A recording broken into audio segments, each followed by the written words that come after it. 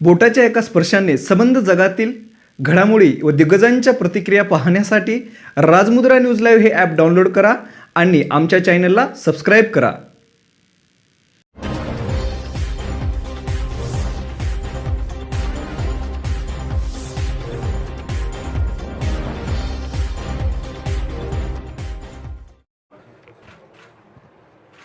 जय महाराष्ट्र. माननीय हिंदुहृदय सम्राट, शिवसेना प्रमुख आणि जगप्रसिद्ध असे थोर व्यंगचित्रकार माननीय बाळासाहेब ठाकरे यांची जणू काही पहिली ओळख म्हटलं जाईल अशा मार्मिकचा आज 62वा वर्धापन दिन. मार्मिक प्रकाशित झालं त्याला आज 62 वर्ष झाले आणि तेव्हापासून अखंडपणे मार्मिक साप्ताहिक प्रकाशित होत आहे. जसा मार्मिकचा आज 62वा वर्धापन दिन आहे तसा बरोबर 2 दिवसांनी म्हणजे 15 ऑगस्ट रोजी आपण स्वातंत्र्याचा सुद्धा वर्धापन दिन साजरा करणार आहोत. हे वर्ष वेगळे आहे कारण या वर्षी आपल्या स्वातंत्र्याला बरोबर 75 वर्ष होत आहेत. माननीय बाळासाहेब ठाकरे यांनी ज्याप्रमाणे महाराष्ट्र प्रेमाची एक ललकारी दिली होती त्याचबरोबरीनं त्यांनी देशप्रेमाची सुद्धा हाक सदैव दिली होती. आणि म्हणूनच जे अनेक मंत्र माननीय बाळासाहेबांनी आपणा सर्वांना दिले त्यातला एक मंत्र होता, प्रथम जय हिंद म्हणा आणि नंतर जय महाराष्ट्र म्हणा. आणि बाळासाहेबांनी आपले विचार हे मार्मिकमधून नंतर दैनिक सामनामधून सातत्याने मांडताना देशप्रेम कधीही डोळ्याआड होऊ दिलं नाही. आणि आपल्या तमाम मराठी बांधवांना, शिवसैनिकांना हा देशप्रेमाचा जो एक प्रकारचा त्यांनी मार्ग दाखवलेला आहे त्या मार्गावरून असंख्य आपण सर्व भगिनी बांधव आज चालत आहोत. ह्या मार्मिकच्या 62व्या वर्धापन दिनानिमित्त मी सर्वांना मनापासून शुभेच्छा देतो. आणि त्याचबरोबरीनं मार्मिकमधून ज्यांची व्यंगचित्र प्रसिद्ध झाली आणि माननीय बाळासाहेबांचं ज्यांना मार्गदर्शन लाभले असे एक ज्येष्ठ व्यंगचित्रकार श्री संजय मेस्त्री हे यांनासुद्धा आजच्या या कार्यक्रमामध्ये आपण निमंत्रित केलेलं आहे. मी संजय मेस्त्री यांना 2 शब्द बोलण्यापूर्वी सर्वांचं स्वागत करतो. सर्वप्रथम मार्मिक सामना ह्या समूहाचे मुख्य संपादक आणि शिवसेना पक्षप्रमुख माननीय उद्धव बाळासाहेब ठाकरे यांचं मी पुष्पगुच्छ देऊन स्वागत करतो.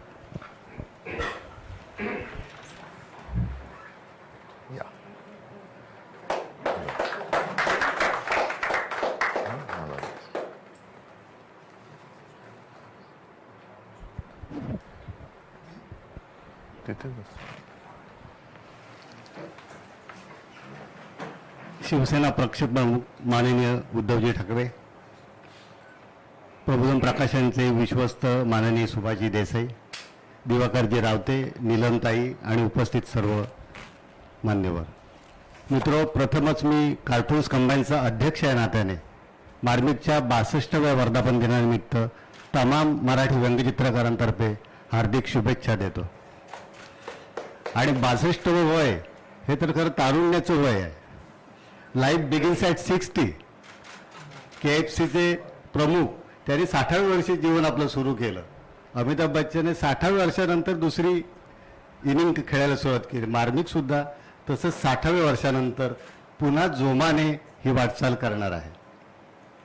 ही रात जागण्याचे वय अजूनही बाकी आहे. बेहोश होऊन धुंद होण्याचे वय अजूनही बाकी आहे. वयमान कितीही झाले वयात काय आहे, आनंद फुलवण्याचे वय अजूनही बाकी आहे. मित्रो, मार्मिकने आपल्या व्यंगचित्रांच्या माध्यमातून रसिकांना आनंद देण्याचं काम केलेलं आहे. व्यंगचित्र नेमकं काय करतात, सुख देतात की आनंद देतात? तर व्यंगचित्र ही आनंद देतात. सुख आणि आनंद ह्या 2 वेगवेगळ्या गोष्टी आहेत.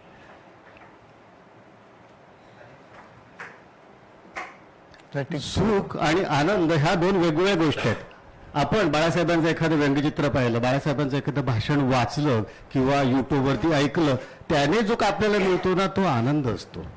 आणि एखादा पदार्थ आपण खाल्ला आणि की त्यातून जे मिळतं ना ते सुख असतं. आनंदाची शेवटची पायरी सुख आहे. जसं चित्रकलेची शेवटची पायरी ही व्यंगचित्र आहे, तसं आनंद ही सुखाची शेवटची पायरी आहे. आणि ते आनंद देण्याचा बाळासाहेबांनी आपल्या व्यंगचित्रातून कायम प्रयत्न केला. आणि मित्रहो, कार्टून्स कंबाईन्स ही संस्था बाळासाहेबांनी स्थापन केली. ती कशी झाली त्याचा थोडक्यात मी इतिहास सांगतो आणि मी माझे 2 शब्द थांबवतो.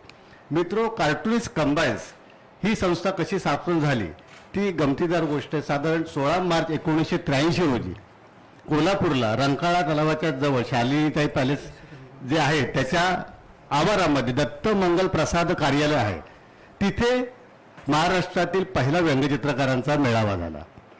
तिथल्या कोल्हापूरच्या 5 संस्थांनी मिळून तो मेळावा घेतला होता. आणि त्या मेळाव्याचे अध्यक्ष होते माननीय शिवसेना प्रमुख मार्मिकचे संपादक बाळासाहेब ठाकरे. आणि त्या मेळाव्याचं उद्घाटन केलं होतं बाबूराव सडवेलकर, त्यावेळेला महाराष्ट्र कला संचालनालयाचे ते प्रमुख होते. तर त्यांनी ते उद्घाटन केलं होतं आणि बाळासाहेब त्या कार्यक्रमाचे अध्यक्ष होते. त्या उद्घाटन करताना बाबूराव सडवेलकरांनी एक गुलमोहराचं चित्र काढलं होतं, निष्पर्ण गुलमोहर, ज्याला पानं नाहीत असा गुलमोहर, अशासाठी की विनोदाला एक दुःखाची झालर असते, विनोदाला एक कारुण्याची झालर असते, असं त्यातून त्यांना प्रकट करायचं होतं. कारण त्या संमेलनाचं हसरे संमेलन त्या संमेलनाचं नाव होतं. त्याचा उद्देशच हा होता की व्यंगचित्रकाराने आपल्याला कल्पना कशा सुचतात आणि त्याच्या मागची कारण मीमांसा सांगणी, हे त्या साधारण त्या हसरे संमेलनचं 1983 साली 16 मार्च 1983 साली संमेलन झालं होतं, त्याची एक रूपरेषा होती तशी. आणि त्यानंतर बाळासाहेबांनी ते एक संमेलन खऱ्या अर्थाने गाजवलं. जर तुम्ही 16 मार्च 1983 सालचा पेपर काढून बघितले तर संपूर्ण ते संमेलन शनिवारच होतं. योगागन आजही शनिवार आहे, त्या दिवशी पण शनिवार होता. संपूर्ण संमेलन बाळासाहेबांनी गाजवलं. बाळासाहेबांनी आपल्या भाषणात त्यावेळेला सांगितलं की व्यंगचित्रकार हा सहीवरून ओळखण्याच्या ऐवजी रेषेवरून ओळखता यायला पाहिजे. आणि ते संमेलन बाळासाहेबांच्या भाषणाने गाजलं. सगळ्या वर्तमानपत्रांनी बाळासाहेबांना त्यावेळेला प्रसिद्धी दिली होती. त्यानंतर तशा पद्धतीचं एक संमेलन पार्ल्याला झालं. रमेश मंत्री जे साहित्यिक होते त्यांनी ते संमेलन आयोजित केलं होतं. त्याचं स्वरूप असं होतं की सकाळी विनोदी लेखक आणि विनोदी कवी आणि त्यानंतर दुसऱ्या सत्रामध्ये व्यंगचित्रकार. त्या संमेलनाचे अध्यक्ष सुद्धा बाळासाहेब होते. त्यानंतर तिसरं संमेलन झालं साहित्य संघ मंदिरामध्ये, श्रीधर गायसा साहित्य संघ मंदिराचे त्यांच्या पुढाकाराने झालं. त्याचंही स्वरूप असं होतं, सकाळी विनोदी लेखक विनोदी कवी आणि दुपारी व्यंगचित्रकार. त्याचेही अध्यक्ष बाळासाहेब होते.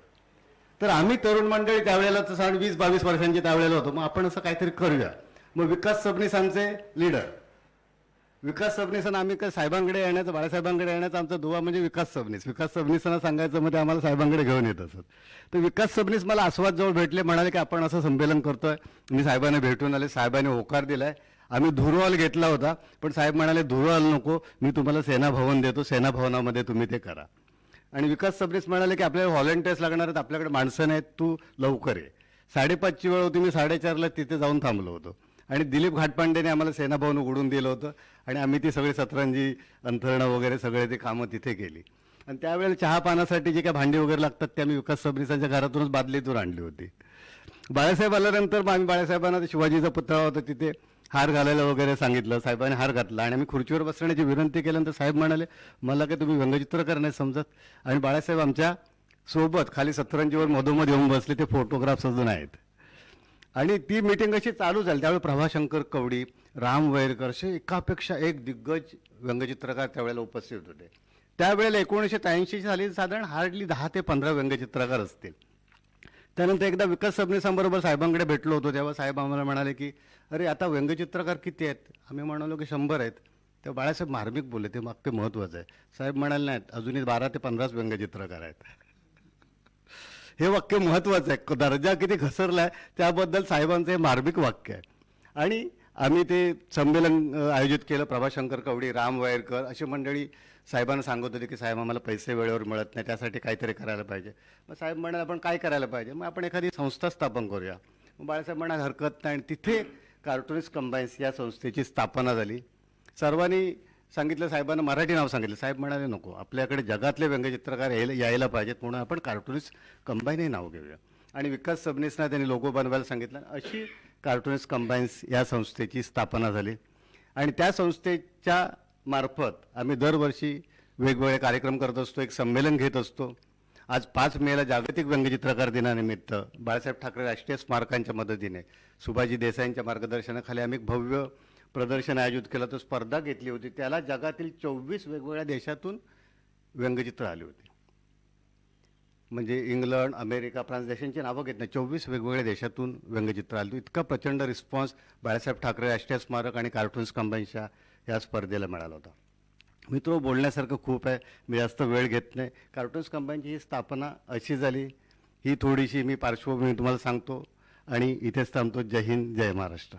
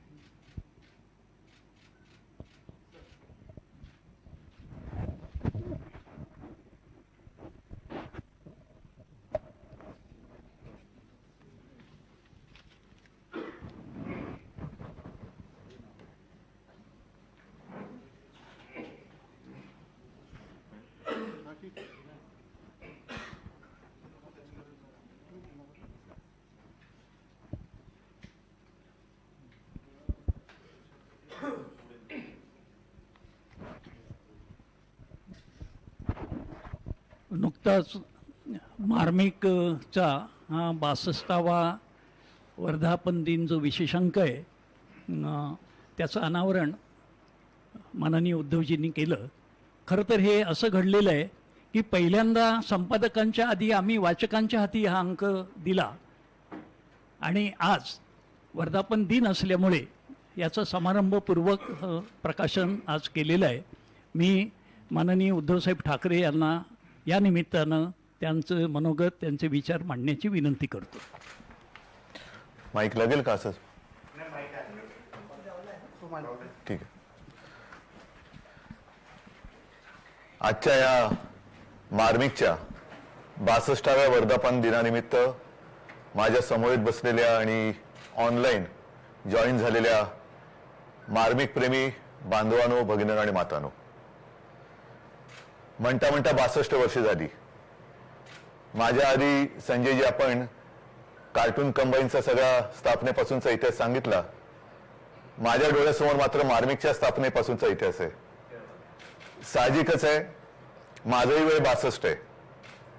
आपल्या एका वाक्याने जरा मला हुरूप आला ते तुम्ही जे सांगितलं की 62 वय तर आता, आणि मार्मिक तर 62व्या वर्षी सुद्धा चिर तरुण आहे. म्हणजे माझे आजोबा सांगायचे, साहजिकच आहे, आजोबांचे विचार घेऊन पुढे माझे वडील म्हणजे शिवसेना प्रमुख आणि आपल्या मार्मिकचे संस्थापक बाळासाहेब सांगायचे, वयाने किती मोठा माणूस झाला, वयाने माणूस थकतो, शरीराने थकतो, पण विचाराने थकता कामा नये. ज्या दिवशी विचार थकतील त्या दिवशी माणूस वयस्कर झाला. आणि तसं पाहिलं तर मार्मिक काय, शिवसेना काय, माझ्या समोर आता देसाई साहेब आहेत, रावते साहेब आहेत, हे तर त्यावेळेपासूनचे सहकारी सगळे, ही सगळी मंडळी चिरतरुण आहेत. आणि म्हणूनच मार्मिककडे आणि शिवसेनेकडे तरुणांचा, युवकांचा ओढा अथवा शिवसेना आणि मार्मिक हे तरुणांचं आकर्षण नेहमी राहिलेलं आहे. व्यंगचित्रकार काय असतो, व्यंगचित्रकार काय करू शकतो, त्याचं जगातलं उत्तम उदाहरण म्हणजे शिवसेना आहे. शिवसेना नसती तर मुंबईमध्ये, महाराष्ट्रामध्ये मराठी माणसाचं आणि आपल्या देशामध्ये हिंदूंचं काय झालं असतं, हा विचार आज प्रत्येकाने केला पाहिजे. आणि शिवसेना ही काय अशीच कधीतरी एका सकाळी पडलेलं स्वप्न म्हणून काय निर्माण नाही झालेली. शिवसेनेची बीज ही मार्मिकमध्ये आहेत. म्हणजे मार्मिकनी बीज पेरली, मार्मिकनी जे काय अस्वस्थ मन होतं ते हेरलं, त्याला वाचा फोडली आणि त्यातून मग मार्मिकने शिवसेनेला जन्म दिला आणि शिवसेनेसाठी सामन्याने जन्म दिला. हे मी का सांगतोय की काही जणांना असं वाटतं की शिवसेना ही अशी उघड्यावर पडलेली एक वस्तू आहे की ती कोणी उचलून घेऊन जाऊ शकतं. तसं नाहीये.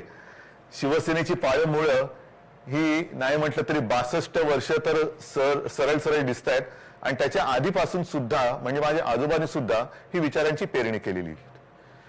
व्यंगचित्रकार नेमकं काय करू शकतो? तुम्ही जे म्हणालात की सुख आणि आनंद, बाळासाहेबांनी व्यंगचित्र काढली. एक गोष्ट खरी आहे की ज्या वेळेला मार्मिकचा जन्म झाला तो काळ 1960. आता देसाई साहेब म्हणाले 2 दिवसानंतर आपल्या देशाच्या स्वातंत्र्याचा 75वा वर्धापन दिन आहे. म्हणजे मार्मिकची सुरुवात झाली तेव्हा देशाचं स्वातंत्र्य 13 वर्षाचं होतं. 13 वर्षापासूनचा संपूर्ण पुढचा जो काय आलेख आहे, आढावा आहे, तो मार्मिकमध्ये आपल्याला पाहायला मिळेल. पण व्यंगचित्रकार काय करू शकतो हा जर का मुद्दा आपण उपस्थित केला तर संयुक्त महाराष्ट्राची चळवळ नुकतीच संपलेली होती. बलिदान देऊन, हौतात्म्य पत्करून, रक्त सांडून मराठी माणसाने मुंबई महाराष्ट्राला मिळवून दिलेली होती. मुंबई मिळवलेली होती, मुंबई घेतली होती.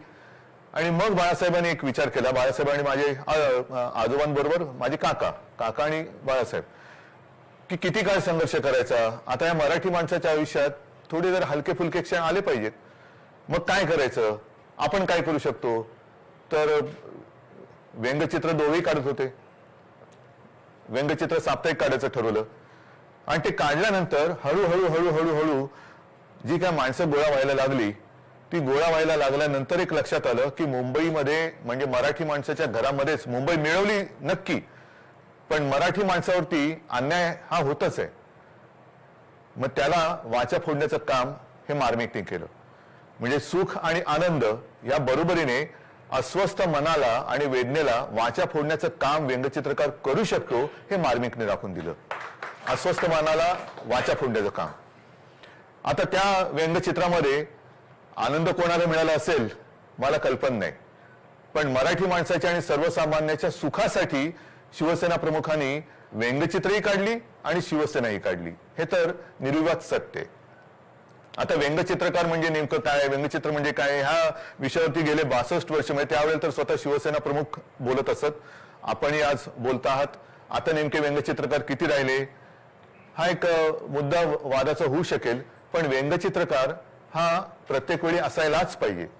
जसं त्यावेळेला म्हणजे छत्रपती शिवाजी महाराजांच्या वेळेला शाहीर हा एक भाग होता, शाहिरी पोवाडा हा एक भाग होता. म्हणजे त्या शाहिराची थाप ही त्या डफावर पडली तर त्या डफावरचं मेलेलं कातड सुद्धा जिवंत व्हायचं ही त्या शाहिराच्या थापीची मोठी कलात्मकता आणि करामत होती. तो एक चमत्कार शाहिराच्या ज्या थापेमध्ये होता तो व्यंगचित्रकाराच्या ब्रशच्या फटकाऱ्यामध्ये. एक ब्रशचा फटकारा जर का पडला तर निश्चित पडलेली मन सुद्धा कशी पेटून उठतात हे नुसतं बोलून नाही तर बाळासाहेबांनी करून दाखवलेलं आहे. आणि ती आजची ही शिवसेना. मला असं वाटतं की जर का आपण देशाचा 75वा वर्धापन दिन आता साजरा करतो आहोत, आता तो परवा आलाच, एवढ्या 2 दिवसात काय होणार नाही, पण तुम्ही जी कार्टून कंबाईन्स एक संस्था काढलेली आहे, ह्या सर्व व्यंगचित्रकारांनी एक विनंती करू इच्छितो की जर का 1947 पासूनची सगळी व्यंगचित्र तुम्ही गोळा केलीत देशभरातल्या विविध व्यंगचित्रकारांची, तर आपल्या देशाचा हा 75 वर्षाचा कालखंड आहे तो पुन्हा एकदा व्यंगचित्राच्या माध्यमातून जिवंत करता येईल. मग त्याच्यामध्ये आर.के. लक्ष्मण आहेत, बरेच आहेत, म्हणजे आपल्या महाराष्ट्रातले सुद्धा आहेत, शिवसेना प्रमुख तर आहेतच, अनेक देशभरातले कार्टुनिस्ट आज सुद्धा आहेत, आज सुद्धा कार्टून करतायत. पण 47 सालापासून नेमका आपण कसा आपला हा प्रवास झाला. कारण मी जे पुस्तक मला एक सगळ्यात समाधानाची माझ्या आयुष्यातली गोष्ट म्हणजे मी शिवसेना प्रमुखांसाठी त्यांची जी इच्छा होती त्यांच्या व्यंगचित्राचं पुस्तक ते मी करू शकलो, ही माझ्यासाठी आयुष्यातली सगळ्यात मोठी आनंदाची गोष्ट आहे. आणि ती करत असताना मार्मिकची व्यंगचित्र असं काय नव्हतं मी काही ती बघितलेली नव्हती. मी तर ती गेली अनेक वर्ष पाहतच मोठा झालेलो आहे, म्हणजे मार्मिक सोबतच मी मोठा झालेलो आहे. पण तरी सुद्धा ती परत एकदा चालताना मला असं वाटलं की व्यंगचित्रकार बदलतात, माणसं बदलतात, काळ बदलतो, पण परिस्थिती काय बदलत नाही. परिस्थिती तीच आहे. म्हणजे आज सुद्धा व्यंगचित्रकार नाही अशातला भाग नाही. काही काही व्यंगचित्र मी मुद्दामून हाताशी ठेवलेली आहेत, पण मुद्दामून मी बाळासाहेबांची काही व्यंगचित्र ही आपल्याला दाखवू इच्छितो. आता देशाचा 75वा स्वातंत्र्य दिनाचा वर्धापन दिन आहे आणि बाळासाहेबांनी हे मला वाटतं 1980 साली काढलेले चित्र आहे. बघा, काळ बदलला, माणसं बदलली, पण परिस्थिती तीच आहे. भारत मातेच्या गळ्याला फास अजूनही तसाच आहे.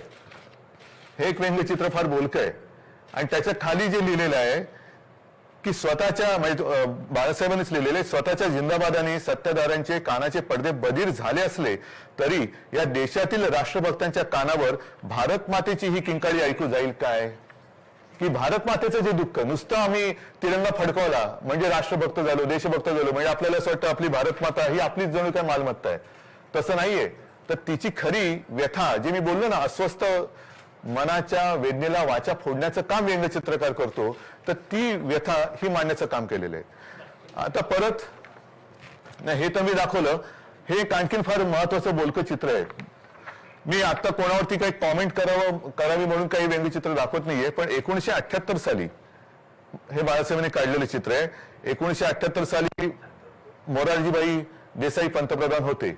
आता तो जनता पक्षाचा कालखंड, त्याच्या आधीचा आणीबाणीचा कालखंड हा काही मोजक्या लोकांना आजही आठवत असेल, कारण मी त्यावेळेला लहान होतो. म्हणजे 78 साली म्हणजे 60 आणि 78 काय किती वर्षाचा होतो तो होतो. पण तो काळ बघितलेला, तो काळ भोगलेला असा जो काही पिढीतला वर्ग आहे, तो आजही तो काळ जर का आठवत असेल त्यांना, तर हे व्यंगचित्र हे सदा सर्वदा सगळ्यांच्या लक्षात असायला पाहिजे. कारण त्या व्यंगचित्राचं शीर्षक असं दिलेलं आहे की परतीचा प्रवास. वरती त्याच्यावरती आपण एक कॉमेंट अशी केलेली आहे की तेव्हा मोरारजीभाई होते, म्हणून मोरारजी देसाईंसारखा हेकडी माणूस पंतप्रधान पदी बसल्यावर जे व्हायचे तेच घडले. मोरारजींची हेकडी वृत्ती लोकशाहीच पुन्हा त्याच अंधाऱ्या खाईत घेऊन गेली. हे फार महत्वाचं वाक्य आहे, म्हणून मी हे चित्र दाखवतोय. आणि हे चित्र मी जे नेहमी सांगतो की 75व्या वर्धापन दिनी आपण नेमके कुठे आहोत, आपल्या देशातली लोकशाही किती काळ जिवंत राहणार आहे, कशी जिवंत राहणार आहे, ह्याचा एक आढावा सगळ्यांनी घेण्याची आज गरज आहे. आज जर का बघितलं, आनंदी आनंद आहे. 75वा वर्धापन दिन आहे. सरकारने, मायबाप सरकारने कार्यक्रम दिलेला आहे, हर घर तिरंगा, घर घर तिरंगा. ठीक आहे. आता त्याच्यावरती सुद्धा एक व्यंगचित्र कोणी काढलं माहित नाही, पण मला चांगलं वाटलं की मार्मिक केवळ या साप्ताहिकाचं नाव नाही, तर व्यंगचित्र सुद्धा मार्मिक असायला पाहिजे. त्याच्यात मार्मिक टिप्पणी असायला पाहिजे. आणि जे म्हणतात की अनेक शब्द जे काम करू शकत नाही, ते एक व्यंगचित्र करू शकतं. तर हे एक व्यंगचित्र मी मुद्दामून दाखवतोय. त्याच्यात एक सरकारी बाबूच्या समोर एक गरीब माणूस आणि त्याचा पोरगा आहे आणि त्याचा कर्मचारी सांगतोय की सर, याला घरावर तिरंगा लावायचा आहे आणि तिरंगा त्याच्याकडे आहे, तो घर मागतोय. म्हणजे घराचा नाही पत्ता, 75 वर्ष झालेली आहेत, घर घर तिरंगा लावा. ज्यांच्याकडे घरच नाही ते तिरंगा लावणार कुठे? नंतर आता आणखीन एक आहे, हे सुद्धा व्यंगचित्र कोणी काढलं माहिती नाहीये, पण व्हॉट्सअपवरती आली फिरतात. आता 19 तारखेला दही अंडी आहे, कालाष्टमी. त्याच्यामध्ये म्हटलंय दोघं जण कोण ते तुम्हाला कळतील, व्यंगचित्र दाखवलेले. ते म्हणतायत, प्रभू माखन बाद में खाइएगा, पहिले 5% GST दीजिए. हे जे आहे ना, ह्याला मार्मिकपणा म्हणतात. आणि ही अस्वस्थ मनाला वाचा फोडणारी व्यंगचित्र काढणारे व्यंगचित्रकार आज सुद्धा आपल्यामध्ये आहेत. या अशा काही ज्या गोष्टी आहेत ना, म्हणून व्यंगचित्रकार आणि शाहीर याची जी मी काही तुलना केली होती त्याच्यामुळे केलेली आहे. आज काही ज्या गोष्टी चाललेल्या आहेत, आझादी म्हणजे काय? स्वातंत्र्य. आपण ब्रिटिशांच्या गुलामगिरीतून स्वतंत्र झालो, त्याला आता 75 वर्ष झाली. त्याच्या आधीची 150 वर्ष गुलामगिरीत गेली, 150 वर्षाचा कालखंड गेला. त्याच्यानंतरचा 75 वर्ष पूर्ण करून स्वातंत्र्याचा अमृत महोत्सव करताना परत आपण गुलामगिरीकडे चाललोय का, हा सुद्धा एक विचार करण्याची आज गोष्ट आलेली आहे. कारण सगळीकडे घर घर तिरंगा लावत असताना राजकारण हे तर आपल्या पाचवीलाच पुजलेलं आहे. कारण लोकशाही म्हटल्यानंतर राजकारण आलंच, राजकारण म्हटल्यानंतर निवडणुका आल्याच, निवडणुका म्हटल्यानंतर राजकीय पक्ष आलेच, आणि ते आलेच पाहिजेत. प्रत्येक माणसाचं मत हे एकच असेल असं नाहीये. आपली मतं मांडण्याची आणि मतं व्यक्त करण्याची मुभा जिथे ज्या व्यवस्थेत असते त्याला लोकशाही म्हणतात. परंतु गेल्या 8-10 दिवसापूर्वी आपल्या देशाचा राज्यकर्ता जो पक्ष आहे भारतीय जनता पक्ष आणि त्याचे जे अध्यक्ष आहेत नड्डा, त्या नड्डाजींनी जे एक वक्तव्य केलेलं आहे हे लोकशाहीला घातक आहे की नाही हा सुद्धा विचार करण्याची वेळ नव्हे तर विचार केलाच पाहिजे असं ते वक्तव्य आहे. काय बोलले ते? ठीक आहे ना, मी आज शिवसेनेचा पक्षप्रमुख आहे, कालपर्यंत मुख्यमंत्री होतो, पुन्हा शिवसेनेची सत्ता येणारच आहे, हे येणं जाणं हे चालूच असतं. पण नड्डा जे बोलले की या देशामध्ये एकच पक्ष राहणार आहे आणि बाकीचे पक्ष हे संपत चाललेले, विशेषतः शिवसेना ही संपत चाललेला पक्ष आहे. बघू त्यांनी प्रदेशाध्यक्ष केले, त्यांच्या नावामध्ये किती कुळे आहेत मला माहिती नाही, पण त्यांची किती जरी कुळे उतरली तरी शिवसेना काय नष्ट करू शकत नाहीत. मग ती 52 असतील ना ते 152 असतील, त्याला मला काही फरक नाही पडत.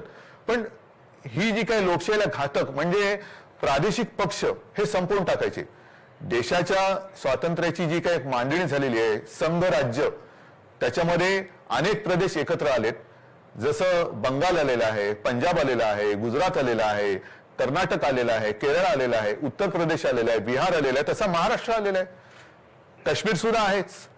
पण ही सगळी घटक राज्य एकत्र येऊन आपल्या देशाचं स्वातंत्र्य हे निर्माण झालेलं आहे, देशाचं स्वातंत्र्य अस्तित्वात आलं, म्हणून आपल्या पद्धतीला संघ राज्य पद्धती म्हणतात. मग नड्डाजींना काय म्हणायचं नेमकं की तुम्हाला प्रादेशिक पक्ष संपवायचे आहेत म्हणजे संघ राज्य पद्धत तुम्हाला संपवायची आहे का? संघ राज्य तुम्हाला नको आहे का? आणि मग हे संघ राज्य नको हे तुमचं मत हे साऱ्या देशातल्या नागरिकांचं मत आहे का? त्याच्यावरती खऱ्या निवडणुका व्हायला पाहिजेत. तुम्ही म्हणाल आज केवळ तुम्ही गादीवर बसल्यात म्हणून हम करू सो कायदा, ही लोकशाही नाही, हा त्याचा आझादीचा किंवा ही आझादी आणि त्याचा अमृत महोत्सव नाहीये. अमृत महोत्सव म्हणजे तो अमृतासारखा असला पाहिजे. अमृत महोत्सवीच जर वर्षात तुम्हाला लोकशाही मृतावस्थेत न्यायची असेल तर अमृत महोत्सव कसला आला? अमृत महोत्सव कसला? तर ह्या सगळ्या ज्या काही गोष्टी आहेत. आणखीन एक गोष्ट जी बातमी मला फार महत्वाची वाटली, म्हणजे स्वातंत्र्य मिळालंय, 75 वर्ष आपण साजरी करतोय, घर घर तिरंगा. आता देसाई साहेबांनी वगैरे सुद्धा तो एक हे लावलंय, आम्ही सुद्धा लावणार, डीपी वरती सुद्धा तिरंगा टाकायचाच, कारण आपल्याकडे सगळं ते सोशल मीडिया जोरात आहे. सोशल मीडिया बरोबर आहे, पण जे काही चालले ते तुम्हाला सोसल का हा सुद्धा विचार करा.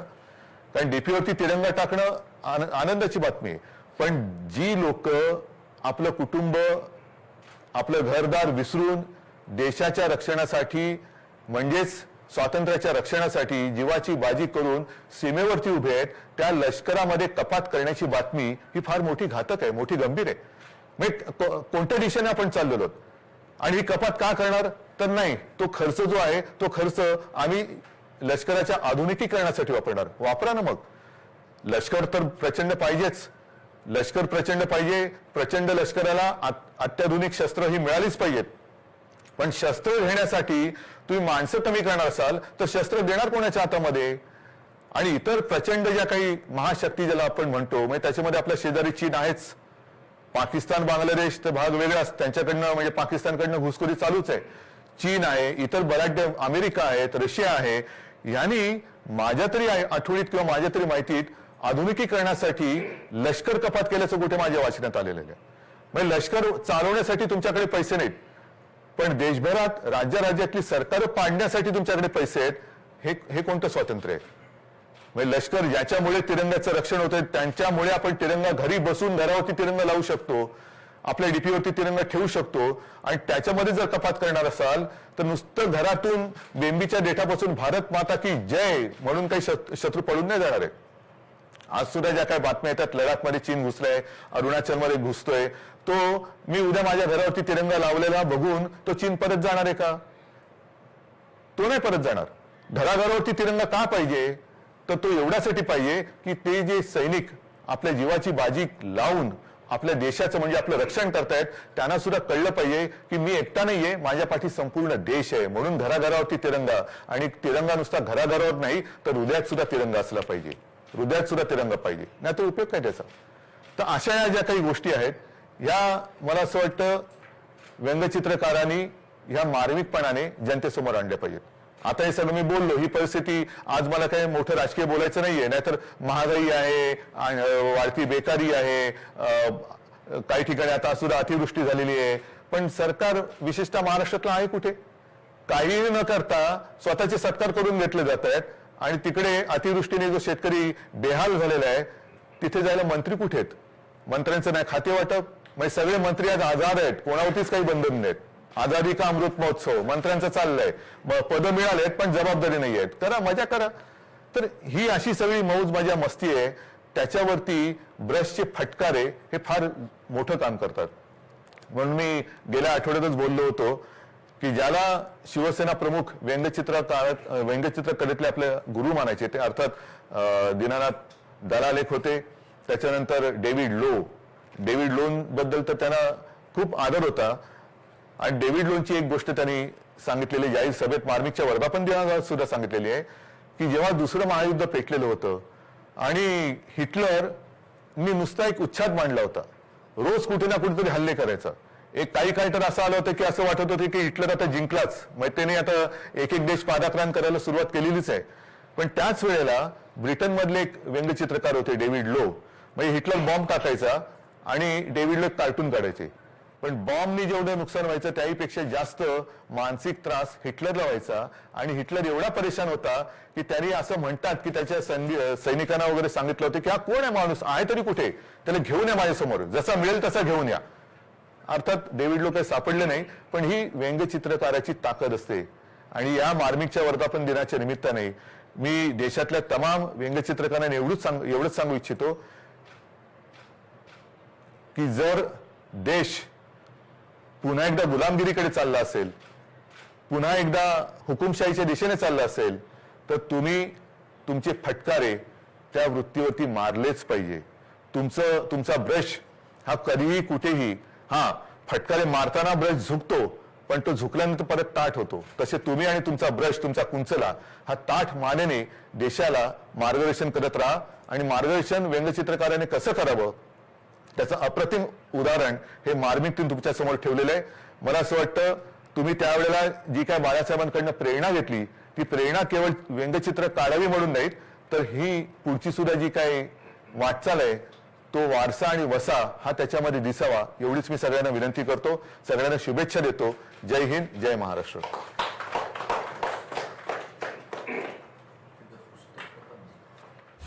ताज्या घडामोडी पाहण्यासाठी राजमुद्रा न्यूज लाईव्हला सबस्क्राईब करा, बेल आयकॉन